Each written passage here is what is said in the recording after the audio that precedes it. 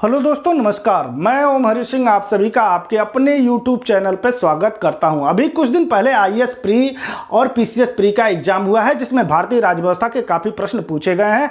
IAS में 19 प्रश्न पूछे गए थे, जबकि PCS में 22 प्रश्न पूछे गए थे, जो हमारे नोट से ही आए, हमारे लेक्चर से ही आए हैं। अगर आप चाहते हैं कि भविष्य के एग्जाम में भारतीय राज्य व्यवस्था में आप बेहतर प्रदर्शन कर सकें, तो हमारे वीडियो को देखिए, अच्छे से समझिए और पढ़िए, जिससे आपके 100% क्वेश्चन सही हो सके। चलिए आज हम बात करते हैं भारतीय संविधान की विशेषताओं की, कि कौन कौन सी विशेषताएं भारतीय संविधान में पाई जाती हैं तथा इनकी आलोचना हम किस आधार पर कर सकते हैं। और अंत में इस प्रश्न पर भी विचार करेंगे कि क्या भारतीय संविधान देश की आवश्यकताओं को पूरा करता है, या क्या भारतीय संविधान व्यक्ति की आवश्यकताओं को पूरा करता है, या भविष्य की आवश्यकताओं को कैसे पूरा किया जा सकता है। इस पे हम विचार करेंगे। सबसे पहले देखते हैं कि भारतीय संविधान की कौन कौन सी विशेषताएं हैं।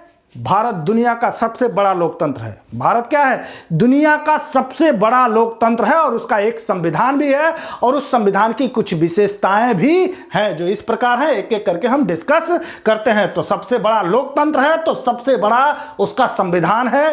पहली विशेषता यही है कि विश्व का विशालतम संविधान। कौन सा संविधान? विश्व का विशालतम संविधान। भारतीय संविधान क्या है? विश्व का विशालतम संविधान। अब प्रश्न ये उठता है कि विशाल कैसे, या कैसे हमें पता चला कि यह विशालतम है? तो अन्य देश के संविधानों से हम क्या करेंगे? तुलना करेंगे। जैसे मान लीजिए एक लाइन खींच देते हैं, तो हमें नहीं पता चलेगा कि ये बड़ा है या छोटा है। इसके समानांतर एक छोटी लाइन खींच देते हैं, तो इससे हम तुलना करेंगे, तो पता चलेगा कि ये लाइन इससे क्या है? बड़ी है। उसी तरह भारतीय संविधान विश्व का विशालतम है कि नहीं है, अन्य देशों के संविधानों से हम क्या करेंगे? तुलना करेंगे। तो अमेरिका के संविधान में केवल 7 आर्टिकल है। भारत के संविधान में 395 आर्टिकल है। विशाल हुआ कि नहीं? अमेरिका के संविधान में मात्र 7 आर्टिकल है। दुनिया का सबसे छोटा संविधान है कौन? अमेरिका का संविधान, जिसमें मात्र 7 आर्टिकल है, और भारत के संविधान में 395 आर्टिकल हैं। ऑस्ट्रेलिया के संविधान में 128 आर्टिकल हैं, जबकि भारत के संविधान में 395 आर्टिकल हैं। चीन के संविधान में, चीन बड़ा देश है, चीन के संविधान में 138 आर्टिकल हैं, जबकि भारत के संविधान में 395 आर्टिकल हैं। कनाडा के संविधान में 147 आर्टिकल हैं, भारत के संविधान में 395 आर्टिकल है। दक्षिण अफ्रीका के संविधान में 253 आर्टिकल हैं, जबकि भारत के संविधान में 395 आर्टिकल हैं। तो हमने तुलना किया तो देखा कि आर्टिकल की दृष्टि से भी क्या है? भारतीय संविधान सबसे विशालतम संविधान है। अगर हम शब्दों की बात करें, तो अमेरिका के संविधान में 5000 से कम ही शब्द हैं। अमेरिका के संविधान में क्या? 5000 से कम ही शब्द है, जबकि कनाडा के संविधान में 6500 से कम शब्द हैं। अमेरिका के संविधान में 5000 ही शब्द हैं, कनाडा के संविधान में 6500 से ही कम शब्द हैं, जबकि भारत के संविधान में 1,20,000 शब्द हैं। 1,20,000 शब्द हैं। तो विशाल हुआ कि नहीं? आर्टिकल के हिसाब से लीजिए या शब्दों के हिसाब से लीजिए, तो भारतीय संविधान क्या है? विशालतम संविधान है। इसे भी आप ध्यान में रखिएगा। यह सबसे पुराना लोकतंत्र है। अमेरिका विश्व का सबसे पुराना लोकतंत्र है, और उसका सबसे छोटा संविधान है। जो विश्व में सबसे छोटा संविधान अमेरिका का है, और विशालतम संविधान भारत का है। इसमें मात्र 7 आर्टिकल हैं। भारत के संविधान में 395 आर्टिकल हैं। यहाँ 5000 शब्द, यहाँ 6500 शब्द, जबकि भारत के संविधान में 1,20,000 शब्द है। पूछा गया है, ध्यान में रखिएगा। विशाल कैसे हो गया? प्रश्न उठता है कि भारतीय संविधान क्या विशाल कैसे हो गया? भारतीय संविधान विशाल कैसे हो गया? तो देश का और विभिन्न राज्यों का एक ही संविधान है। विशाल होने का कारण, पहला कारण यह है कि देश का भी एक ही संविधान है और भारत में जितने राज्य हैं, 28 राज्य हैं, 9 केंद्र शासित प्रदेश हैं, उनके लिए भी एक ही संविधान है। अर्थात देश का संविधान है, राज्यों का कोई संविधान नहीं है।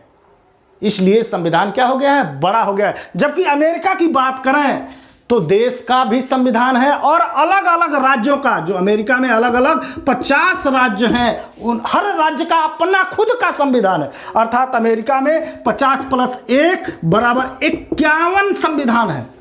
50 राज्यों के और एक देश के, अमेरिका के, अर्थात 51 संविधान है। और भारत में केवल क्या?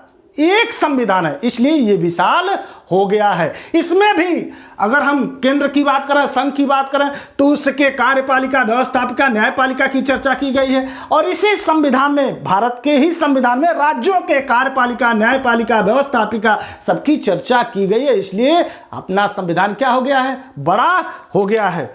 दूसरा कारण, पहला कारण कि देश का और राज्य का एक ही संविधान है। दूसरा विशाल होने का कारण शक्तियों का विभाजन। क्या? शक्तियों का विभाजन किया गया है। केंद्र और राज्यों के बीच क्या किया गया है? शक्तियों का विभाजन किया गया है कि विधायी शक्तियां कितना राज्यों के पास होगा, कितना संघ के पास होगा, प्रशासनिक शक्तियां, वित्तीय शक्तियां, ये बता दिया गया है, लिख दिया गया है। जब लिखा जाएगा तो विशाल होगा ही। साथ साथ अन्य विशाल होने का कारण अन्य संस्थाओं का भी उल्लेख है, जैसे निर्वाचन आयोग, संघ लोक सेवा आयोग, कैग की बात की गई है, प्रशासनिक अधिकरण की बात की गई है, सहकारी समितियों की बात संविधान में की गई है। अन्य संस्थाओं का भी उल्लेख कर दिया गया है। इसलिए संविधान क्या हो गया है? विशाल हो गया है। भारत विविधता वाला देश है, सबको शामिल करने का भी प्रयास किया गया है। भाग 16 में SC ST OBC की बात की गई है। भाग 17 में क्या? राजभाषा की भी बात की गई है। तो विविधता को शामिल करने के चक्कर में भारत का संविधान क्या हो गया? विशालतम हो गया है। और भी कारण है। 1935 के अधिनियम से बहुत सारे प्रावधान लिए गए थे। 1935 के अधिनियम में 321 आर्टिकल थे और इस 321 आर्टिकल में से 221 आर्टिकल भारतीय संविधान में समाहित कर दिया गया है। तो यह भी एक कारण है विशाल होने का। साथ साथ विभिन्न देशों से हमने कुछ अच्छी अच्छी बातें ली और इस अच्छी अच्छी बातें लेने के चक्कर में भारतीय संविधान क्या हो गया है? बहुत बड़ा हो गया है। तो कारण है क्या? पहला, देश का एक ही संविधान है, राज्यों का अलग संविधान नहीं है। दूसरा, शक्तियों का विभाजन किया गया है। तीसरा, विभिन्न संस्थाओं का उल्लेख किया गया है। चौथा, भारत विविधता वाला देश है, सबको शामिल करने का प्रयास किया गया है। पांचवा, 1935 के अधिनियम से काफी प्रावधान उतार लिए गए हैं। छठा, विभिन्न देशों से हमने अच्छी अच्छी बातें ली, इसलिए क्या हो गया? भारतीय संविधान बड़ा हो गया है। यह रहा भारतीय संविधान की पहली विशेषता। क्या? विश्व का विशालतम संविधान। किस तरह विशाल हुआ और किस कारण से विशाल हो गया, ये आपने समझा। दूसरी विशेषता, इसी का उदाहरण लेते हैं। दूसरी विशेषता, शक्तियों का विभाजन।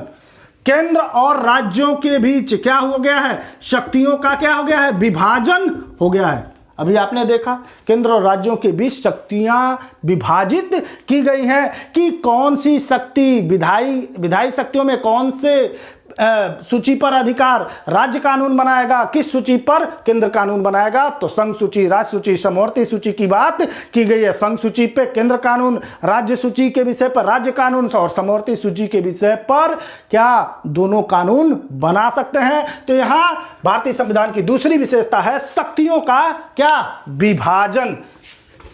तीसरी विशेषता, भारतीय संविधान की तीसरी विशेषता, लिखित एवं सर्वोच्च संविधान। लिखित और सर्वोच्च संविधान, पहले भी बात हो चुकी है। भारतीय संविधान लिखित है। कैसे लिखित है? क्योंकि अधिकतर बातें लिख दी गई हैं। अधिकतर बातें क्या लिख दी गई हैं और कुछ बातों को परंपरा पे छोड़ दिया गया है। तो भारतीय संविधान क्या है? लिखित संविधान है। पहले भी इसे समझ लिया गया है। सर्वोच्च संविधान, संविधान, भारतीय संविधान सर्वोच्च भी है, चाहे वो राष्ट्रपति हो, प्रधानमंत्री हो, मंत्री हो, कोई अफसर हो, आईएएस हो, पीसीएस हो, गरीब हो, छोटा हो, बड़ा हो, सब संविधान से नीचे ही है। संविधान सर्वोच्च है, संविधान से कोई बड़ा नहीं है, जनमत भी संविधान से बड़ा नहीं है। तो भारतीय संविधान लिखित भी है और सर्वोच्च भी है, ये भी एक विशेषता भारतीय संविधान में पाई जाती है। अगला, कठोर और लचीला संविधान। भारतीय संविधान कठोर और लचीले संविधान का सुंदर मिश्रण है, दोनों को शामिल किया गया है, कठोरता को भी शामिल किया गया है और लचीलता को भी शामिल किया गया है। संशोधन हम 3 तरह से कर सकते हैं, एक सामान्य बहुमत द्वारा, जैसे राज्यों का नाम परिवर्तन कर सकते हैं, नए राज्य का गठन कर सकते हैं, ठीक है। दूसरा संशोधन हम संसद के विशेष बहुमत से संशोधन करते हैं। तीसरा संशोधन हम संसद के विशेष बहुमत के साथ साथ आधे राज्यों के अनुसमर्थन से हम संशोधन करते हैं। और जब आधे राज्यों के अनुसमर्थन से हम संशोधन करते हैं तो यह कठोरता को प्रदर्शित करता है। तो 10 ऐसे प्रावधान हैं जिसमें हम आसानी से संशोधन नहीं कर सकते। इसमें राज्यों के अनुसमर्थन की, आधे राज्यों के अनुसमर्थन की आवश्यकता होती है संसद के बहुमत के साथ साथ, जो कठोरता को प्रदर्शित कर रहा है। और कुछ प्रावधानों में हम लचीलता को भी प्रदर्शित करते हैं। तो भारतीय संविधान कठोर भी है और लचीला भी है, अर्थात दोनों का क्या है, समन्वय है, या दोनों का क्या है, मिश्रण है। पहले भी बात हो चुकी है। अगली विशेषता, संसदात्मक शासन प्रणाली। अगली विशेषता, कौन सी शासन प्रणाली है भारतीय संविधान में या भारत में कौन सी शासन प्रणाली है? तो संसदात्मक शासन प्रणाली। इसे उत्तरदायी शासन या मंत्रिमंडलीय शासन कहा जाता है। इस शासन प्रणाली में व्यवस्थापिका और कार्यपालिका, ये व्यवस्थापिका है, संसद है, ये मंत्रिपरिषद है, इन दोनों में घनिष्ठ संबंध होता है।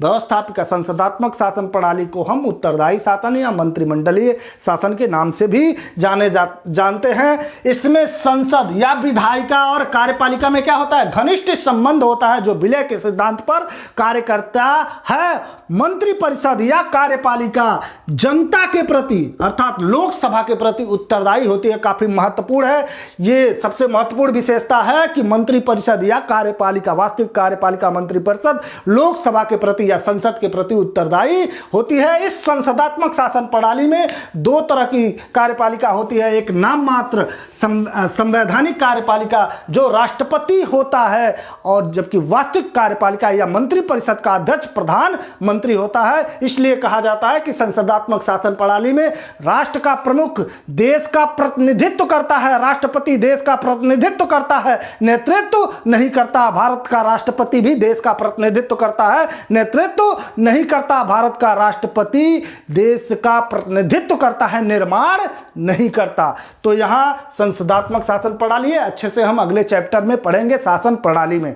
आगे देखते हैं, संघात्मक होते हुए एकात्मक। संघात्मक क्या है? संघात्मक से तात्पर्य है शक्तियां बटी हुई हैं, कुछ शक्तियां केंद्र के पास और कुछ शक्तियां राज्यों के पास। ये केंद्र के पास, कुछ शक्तियां राज्य के पास, कुछ शक्तियां केंद्र के पास, कुछ शक्तियां राज्यों के पास हैं, उसे हम संघात्मक शासन प्रणाली कहते हैं। शक्तियां बटी होती हैं, जबकि एकात्मक शासन प्रणाली में शक्तियां कहां होती हैं? केंद्र में होती हैं। सारी शक्तियां राज्य के पास नहीं होता, केंद्र में होता है।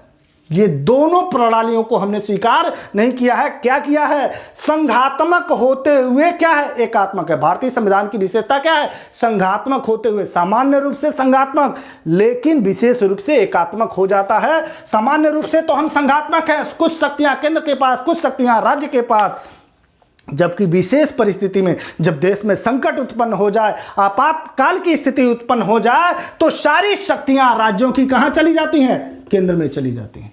तो भारतीय संविधान संघात्मक होते हुए एकात्मक है। अंबेडकर जी ने भी कहा था कि भारतीय संविधान स्वरूप से संघात्मक है या सामान्य रूप से संघात्मक है, लेकिन आत्मा से क्या है? एकात्मक है। तो ये भी एक विशेषता है, ध्यान रखिएगा, इंपॉर्टेंट है। अगले चैप्टर में भी इसे अच्छे से हम डिस्कस करेंगे। अगला है प्रस्तावना।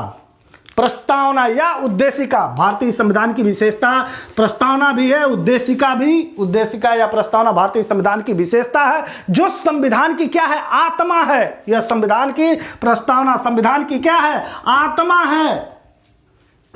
इस उद्देशिका के माध्यम से हम संविधान की प्रकृति या देश की प्रकृति को हम समझ सकते हैं, संविधान के उद्देश्य को हम समझ सकते हैं।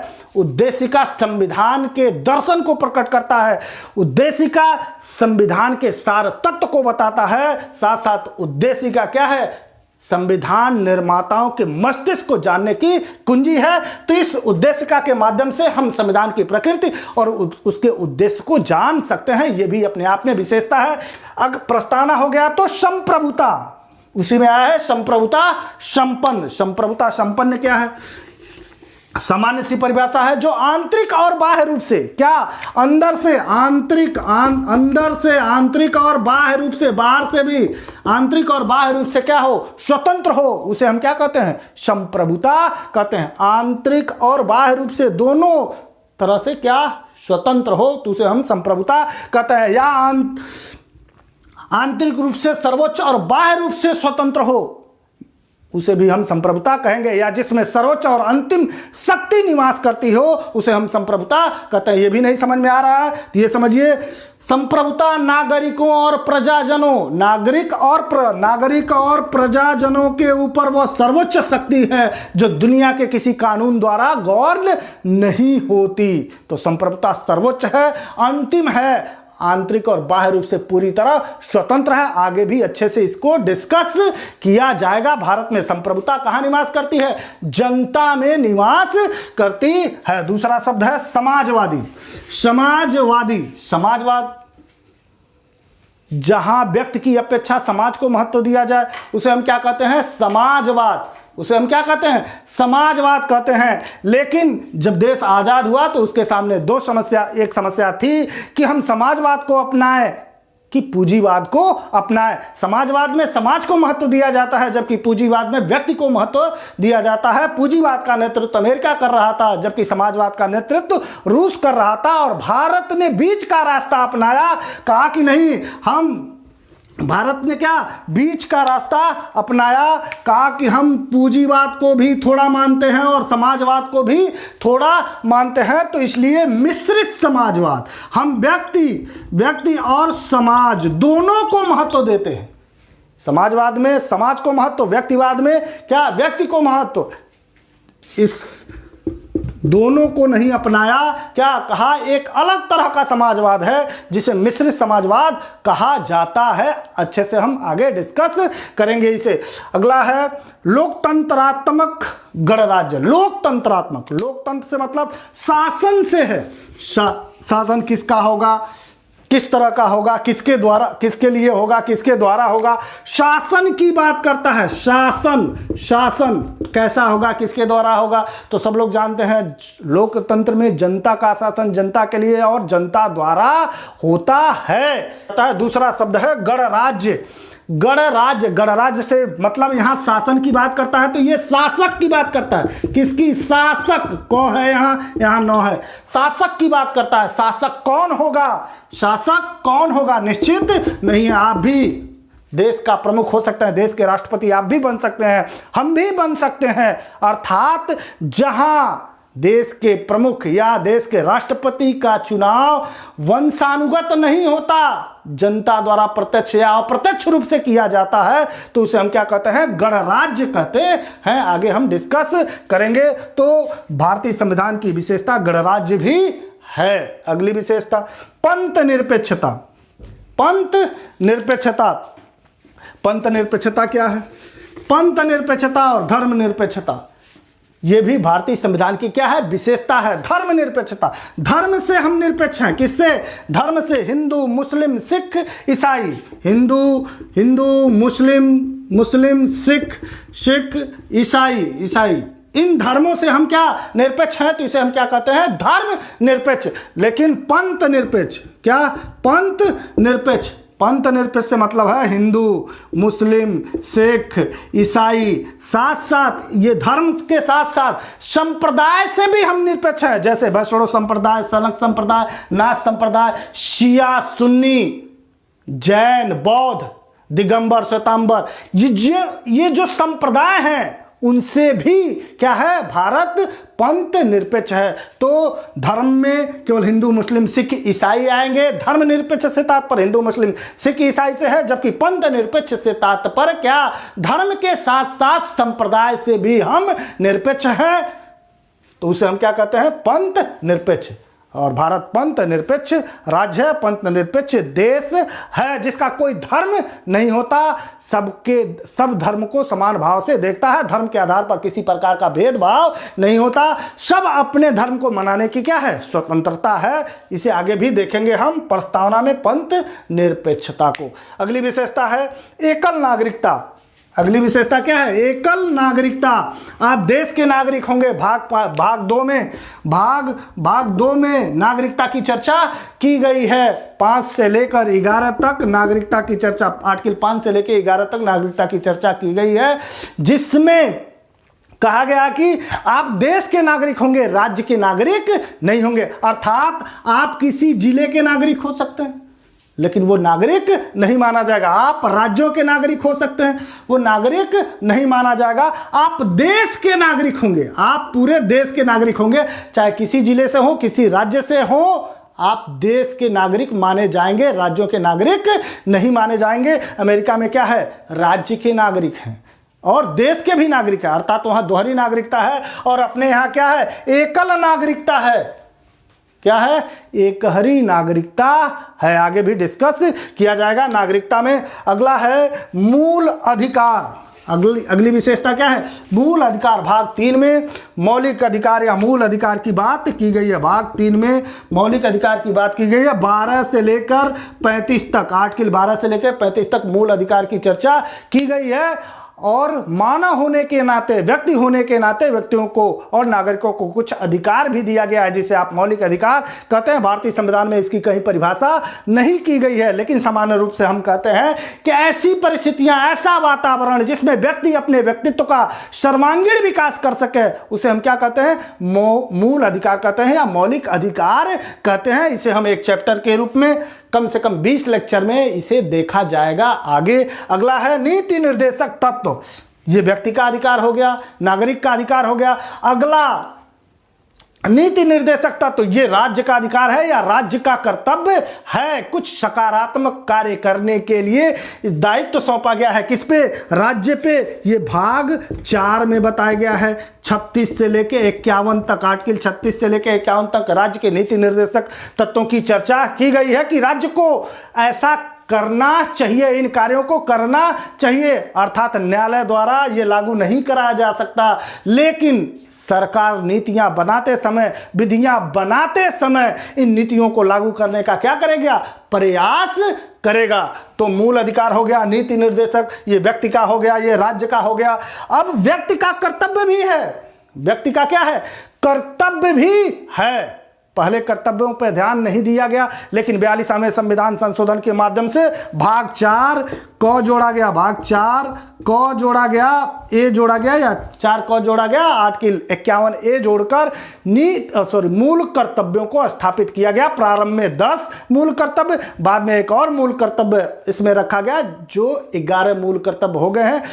उन कर्तव्यों को करना जरूरी है, लेकिन न्यायालय द्वारा इसे बाध्यकारी नहीं बनाया गया है। आगे इस चैप्टर को भी देखा जाएगा। अगली विशेषता है एकीकृत एवं स्वतंत्र न्यायपालिका। एकीकृत एवं स्वतंत्र न्यायपालिका। एकीकृत से मतलब क्या है, जिला न्यायालय है, बहुत सारे जिला न्यायालय हैं।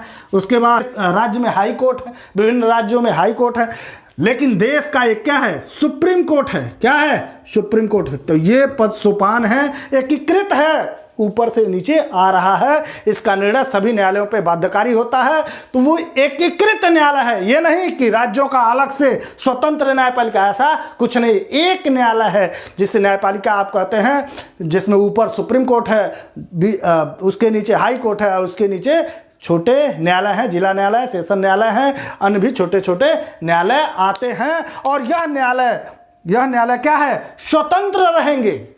स्वतंत्र न्यायपालिका, कोई दबाव नहीं है, चाहे वो कार्यपालिका हो, चाहे व्यवस्थापिका हो, चाहे किसी का भी, चाहे पॉलिटिकल पार्टी का हो, वो दबाव में नहीं आती। तो स्वतंत्र न्यायपालिका, एकीकृत एवं स्वतंत्र न्यायपालिका भी भारतीय संविधान की क्या है, विशेषता है। अगली विशेषता न्यायिक पुनर्विलोकन। न्यायिक पुनर्विलोकन यह भी एक विशेषता है, न्यायिक पुनर्विलोकन भारतीय संविधान की। इस न्यायिक पुनर्विलोकन में न्यायपालिका को यह अधिकार है, सुप्रीम कोर्ट और हाई कोर्ट को अधिकार है कि संसद और विधानमंडल, ये विधानमंडल है और ये संसद है, संसद और विधानमंडल द्वारा बनाए गए नियमों का अवलोकन करती है। संसद और विधानमंडल द्वारा बनाए गए, ये हाई कोर्ट और सुप्रीम कोर्ट संसद और विधानमंडल द्वारा बनाए गए नियमों की समीक्षा करती है, संवैधानिकता की जांच करती है, और अगर ये नियम इनके द्वारा बनाया गया नियम संविधान के अनुरूप नहीं है तो उसे असंवैधानिक घोषित कर देती है। इसे हम न्यायिक पुनर्विलोकन कहते हैं। एक लाइन में हम समझें तो न्यायिक पुनर्विलोकन में न्यायालय, संसद और विधानमंडल द्वारा बनाए गए नियमों का अवलोकन करना ही क्या है, न्यायिक पुनर्विलोकन है। आगे भी हम आर्टिकल 13 में इसकी चर्चा करेंगे कि न्यायिक पुनर्विलोकन होता क्या है, कहां से लिया गया है, किस में इस सिद्धांत को प्रतिपादित किया गया है। ये संविधान का आधारभूत अपने आप में ढांचा भी है। अगली विशेषता पूर्ण वयस्क मताधिकार। अगली विशेषता पूर्ण वयस्क मताधिकार। 61वें संविधान संशोधन 1989 द्वारा ताराकुंडे समिति के सिफारिश पर 61वें संविधान संशोधन 1989 द्वारा जो वयस्क मताधिकार है, वोट देने का अधिकार है, वो 21 से घटाकर क्या कर दिया गया, 18 वर्ष कर दिया गया। अर्थात देश के निर्माण में या मत देने का अधिकार आपका जो है वो 18 वर्ष से क्या हो जाता है, प्रारंभ हो जाता है। अगर आपका मतदाता सूची में नाम दर्ज है तो आप मत दे सकते हैं। पूर्ण वयस्क मताधिकार राजीव गांधी की सरकार द्वारा यह संशोधन लाया गया और 21 से घटाकर क्या कर दिया गया, मतदान की उम्र सीमा 18 कर दी गई। अर्थात संविधान की यह भी एक विशेषता है, पूर्ण वयस्क मताधिकार। अगली विशेषता पिछड़े एवं अल्पसंख्यक वर्गों का कल्याण। पिछले वर्ग, जो अल्पसंख्यक वर्ग हैं, जो अक्षम है, उन्हें सक्षम बनाने का भी प्रयास किया गया है। जैसे 15(3) में महिलाओं और बच्चों के संबंध में जो अक्षम है उन्हें हम सक्षम बनाने का प्रयास कर रहे हैं। 15(4) में SC/ST OBC की बात की गई है। शैक्षणिक संस्थाओं में आरक्षण की बात करता है। 16(4) में नौकरियों में आरक्षण की बात की गई है। तो जिन्हें सक्षम, जो अक्षम है उन्हें सक्षम बनाने का प्रयास किया जा रहा है। साथ साथ अल्पसंख्यक की बात करें तो आर्टिकल 29 और 30 अल्पसंख्यकों से संबंधित है। तो ये भी एक विशेषता है, पिछड़े और अल्पसंख्यक वर्गों का क्या करना, कल्याण करना। अगला है कल्याणकारी राज्य की स्थापना। अगली विशेषता है क्या, कल्याणकारी राज्य की स्थापना। सरकारें क्या इस नीति निर्देशक तत्व के माध्यम से क्या करता है, कल्याणकारी राज्य की स्थापना करता है। जो सकारात्मक कार्य है, पुलिस राज्य नहीं है भारत में, कल्याणकारी राज्य की को स्थापित किया गया है। तो नीति निर्देशक तत्व जो सकारात्मक कार्य हैं, राज्य के जो कर्तव्य हैं, उसके माध्यम से भारत में कल्याणकारी राज्य की स्थापना करता है। अगली विशेषता है आपातकालीन व्यवस्था या आपातकालीन प्रावधान। 3 आपातकाल की बात की गई है संविधान में। एक राष्ट्रीय आपातकाल 352 में राष्ट्रीय आपातकाल, 356 में राष्ट्रपति शासन, 360 में वित्तीय आपातकाल की बात की गई है। ये राष्ट्रपति का अधिकार है, क्या कर सकते हैं, अगर देश में संपूर्ण भारत में या उसके किसी भूभाग पर, संपूर्ण भारत में या उसके किसी भूभाग पर गंभीर संकट उत्पन्न हो गया है या उत्पन्न होने वाला है, तो राष्ट्रपति चाहे तो क्या कर सकता है, पूरे देश में या उस भाग पर जहां संकट उत्पन्न हो गया है राष्ट्रीय आपातकाल की घोषणा कर सकता है। साथ साथ अगर राष्ट्रपति को राज्यपाल द्वारा या अन्य किसी माध्यम से यह सूचना मिलती है कि राज्य का प्रशासन संविधान के अनुसार नहीं चलाया जा रहा है या संविधान के अनुसार वहां का शासन नहीं चल रहा है, तो राष्ट्रपति शासन की घोषणा उस राज्य में कर देगा। 360 के अंतर्गत राष्ट्रपति क्या कर सकता है, अगर देश में संपूर्ण भारत में या उसके किसी भूभाग में गंभीर वित्तीय संकट उत्पन्न हो गया है तो वित्तीय आपातकाल की घोषणा कर सकता है। एक चैप्टर के रूप में हम कम से कम 4 लेक्चर में इसे पढ़ेंगे।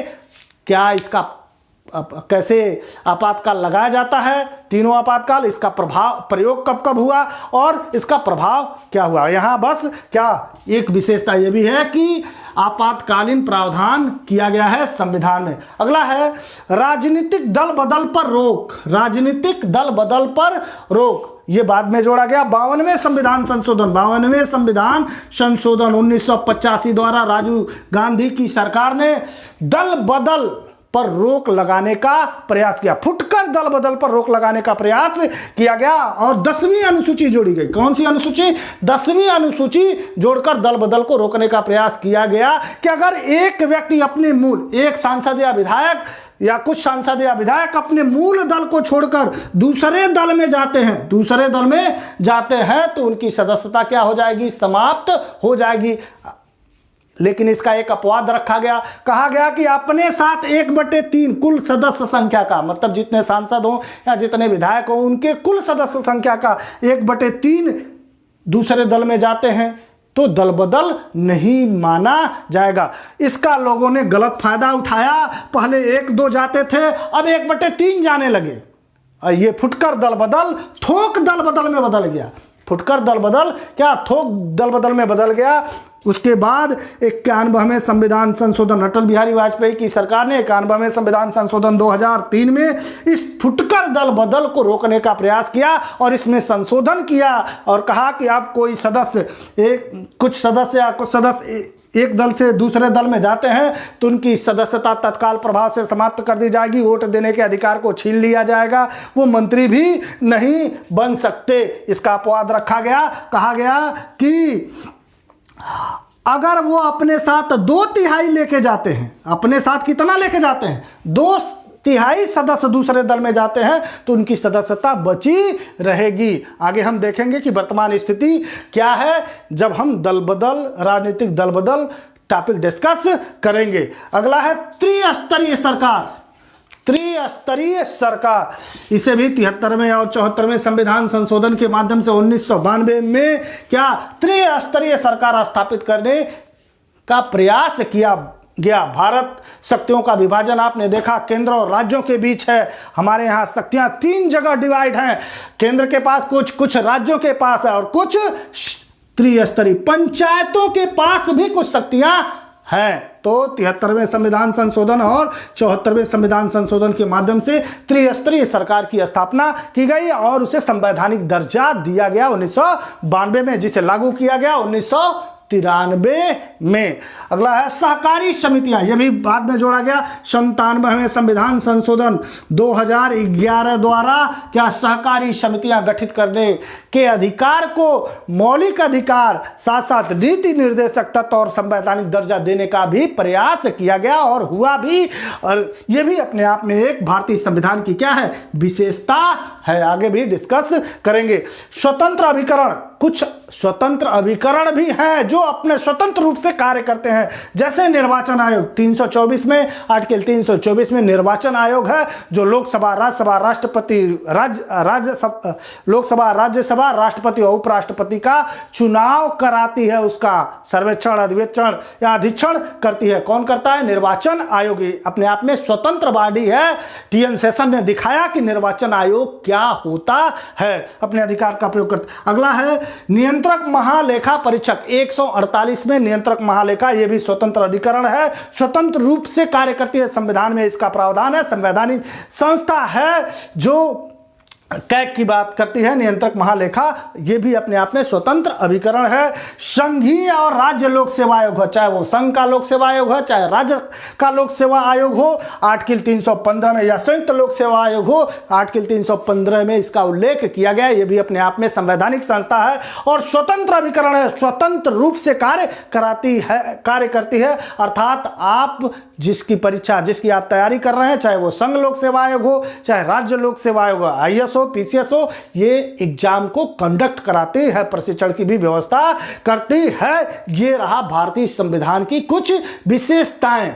अगर आपको मेंस में लिखना है, आपको कुछ नहीं पता है, अगर आपको मेंस में लिखना है भारतीय संविधान की विशेषताएं, आपको कुछ नहीं पता है कि क्या लिखा जाए, तो भारतीय संविधान के जितने भी टॉपिक हैं, जितने भी चैप्टर हैं, उन्हीं चैप्टरों का एक एक लाइन उल्लेख कर दीजिए। भारतीय संविधान की विशेषताएं हो जाएगी, रटने की आवश्यकता नहीं है। जितने भी टॉपिक हैं, जैसे आपातकाल ले लीजिए तो टॉपिक है, मौलिक अधिकार टॉपिक है, मूल कर्तव्य टॉपिक है, नीति निश्चय तत्व टॉपिक है, दल बदल टॉपिक है, पंचायती राज टॉपिक है, सहकारी समितियां टॉपिक है, निर्वाचन आयोग, नियंत्रक महालय का सब टॉपिक है अपने आप में। पूर्ण वयस्क मताधिकार, कल्याणकारी राज्य की स्थापना, संसदात्मक शासन प्रणाली, स्वतंत्र न्यायपालिका, न्यायिक पुनर्विलोकन, सब अपने आप में टॉपिक हैं। अगर कुछ नहीं जानते हैं तो मेंस में आप एक एक लाइन जितने भी संविधान के टॉपिक हैं उन्हीं का उल्लेख कर दीजिए, आपका आंसर तैयार हो जाएगा। अगर आप समझना चाहते हैं तो विश्व का विशालतम संविधान है। विशालतम कैसे हुआ? तो विभाजन हुआ, इसलिए भी हो गया। लिखित भी है, सर्वोच्च भी है। वो क्या है? लिखित भी है और सर्वोच्च भी है, कठोर और लचीला भी है, संसदात्मक शासन प्रणाली है, एकात्मक व्यवस्था है, संघात्मक होते हुए एकात्मक है। उस संविधान की एक प्रस्तावना भी है, प्रस्तावना में कुछ शब्द भी हैं जिसे आप देख चुके हैं। एकल नागरिकता, ये भी अपने आप में टॉपिक है। मौलिक, एकल नागरिकता के बाद क्या मूल अधिकार आता है, फिर नीति निश्चय तत्व आता है, मौलिक कर्तव्य आता है, स्वतंत्र इनकी रक्षा के लिए स्वतंत्र न्यायपालिका भी है, ठीक है, न्यायिक पुनर्विलोकन भी है। ये ऐसे आप क्या तैयार कर सकते हैं। ये रहा भारतीय संविधान की विशेषताएं। अब हम देखते हैं कि इनकी आलोचना हम किन आधार पर कर सकते हैं। भारतीय संविधान की आलोचना हम किस आधार पर कर सकते हैं? तो पहला आलोचना हम करते हैं, या आलोचनात्मक परीक्षण हम कैसे करेंगे, मेंस में पूछा जा सकता है लिखने के लिए। पहला आधार हम बनाएंगे 1935 के अधिनियम की ये क्या है? कार्बन कॉपी है। 1935 के अधिनियम की क्या है? ये कार्बन कॉपी है। 321 धाराएं थी 1935 के अधिनियम में, जिसमें से 221 धाराएं भारतीय संविधान में अक्षरशः उतार दिया गया, हूबहू लिख दिया गया। तो ये क्या कर सकते हैं आलोचना की दृष्टि से कि ये 1935 के अधिनियम की क्या है? कार्बन कॉपी है। दूसरा, उधार का संविधान है। दूसरा आलोचना हम कर सकते हैं, विभिन्न देशों से हमने अच्छी अच्छी चीजें लिया, उधार लिया, समझिए, तो ये दूसरे देशों से ग्रहण किया हुआ संविधान है, लिया हुआ संविधान है, जिसे हम उधार का संविधान भी कह सकते हैं आलोचनात्मक दृष्टि से। तीसरा है, भारत के राजनीतिक परंपराओं और भावनाओं का प्रतिनिधित्व नहीं, सबका प्रतिनिधित्व नहीं था इस संविधान के निर्माण में। कह सकते हैं गरीबों का कोई प्रतिनिधित्व नहीं, ठीक है, अंबेडकर जी थे बस, ठीक है, सबका, इसका मतलब सबका प्रतिनिधित्व इस संविधान में नहीं किया गया है। तो इस आधार पर आप आलोचना कर सकते हैं। गांधीवादी दर्शन से भी दूर है। गांधी जी की जैसी सोच थी उस दर्शन को इस संविधान में समाहित नहीं किया, बस थोड़ा बहुत स्थान दिया गया है। विशाल काय आकार, आप देख चुके हैं, पहली ही विशेषता है विशाल काय आकार। जितना विशाल रहेगा उतना ही कंफ्यूजन रहेगा, जितना विशाल रहेगा उतना ही कंफ्यूजन रहेगा। तो इस आधार की विशाल होने के कारण कंफ्यूजन ज्यादा है, ठीक है, संदिग्धता ज्यादा होने के कारण इसकी आलोचना की जा सकती है। वकीलों का स्वर्ग, जेनिंग्स ने कहा कि भारतीय संविधान वकीलों का क्या है? स्वर्ग है। क्या है? स्वर्ग है। अर्थात कठिन क्लिष्ट शब्द रखे गए हैं इस संविधान में, जो सामान्य व्यक्ति समझ नहीं सकता, उसे वकील ही डिफाइन करा सकते हैं न्यायालय के माध्यम से। तो ये वकीलों का स्वर्ग भी कहा जाता है। तो इन आधार पर आप आलोचना कर सकते हैं लिखने की दृष्टि से। 35 के अधिनियम की कार्बन कॉपी, उधार का संविधान, भारत की राजनीतिक परंपराओं और भावनाओं का प्रतिनिधित्व नहीं, गांधी दर्शन से दूर, विशाल काय आकार और वकीलों का स्वर्ग। ये रहा आलोचना, विशेषता के बाद आलोचना। अब आते हैं इस प्रश्न पर भी विचार करते हैं कि क्या भारतीय संविधान देश की आवश्यकताओं को पूरा करता है। प्रश्न यह है कि क्या भारतीय संविधान देश की आवश्यकताओं को पूरा करता है? क्या भारतीय संविधान व्यक्ति की आवश्यकताओं को पूरा करता है? तो आंसर होगा हां, भारतीय संविधान देश की आवश्यकताओं को पूरा करने में पूर्णतः क्या है? सक्षम है। पूर्णतः क्या है? सक्षम है। सारे चीजों का प्रावधान किया गया है, हर चीजें संविधान में रख दी गई हैं, तो देश की आवश्यकताओं को पूरा करता है। साथ साथ भविष्य की आवश्यकताओं को पूरा करने के लिए संशोधन की बात की गई है। भविष्य की आवश्यकताओं को पूरा करने के लिए संशोधन की बात की गई है और हम समय समय पर भविष्य की आवश्यकताओं को पूरा करने के लिए संशोधन भी किए। 7वें संविधान संशोधन, 42वें संविधान संशोधन, 44वें संविधान संशोधन, 52वें संविधान, 7वें संविधान संशोधन, 42वें संविधान संशोधन, 44वें संविधान संशोधन, 73वें संविधान संशोधन, 74वां संविधान संशोधन, ठीक है, 52वां संविधान संशोधन। आज तक हम 104 संशोधन भी कर चुके हैं और भी करने का प्रयास कर रहे हैं। तो भविष्य की जो आवश्यकताएं हैं उसे भी हम पूरा करने का प्रयास कर रहे हैं। आप कमेंट में, आपसे रिक्वेस्ट है कि आप कमेंट में इस क्वेश्चन का आंसर आप देंगे कि क्या भारतीय संविधान देश की आवश्यकताओं को पूरा करता है। आंसर हाँ में है, लेकिन किस आधार पर, कैसे कर रहा है, ये आप कमेंट में हमें बताएंगे। मैं आशा करता हूं दोस्तों आपने देखा कि भारतीय संविधान की विशेषता क्या है, उसकी आलोचना किस आधार पर किया जा सकता है, और अंत में आपने देखा कि भारतीय संविधान की आवश्यकताएं क्या हैं। आप समझ लिए होंगे, मैं आशा करता हूं। ये वीडियो अगर अच्छा लगा हो तो लाइक करिए, शेयर करिए। ये आप ही का चैनल है, इसे आप सब्सक्राइब करिए और लोगों से सब्सक्राइब करवाइए। अब आपको रेगुलर वीडियो मिलती रहेगी। बहुत बहुत धन्यवाद।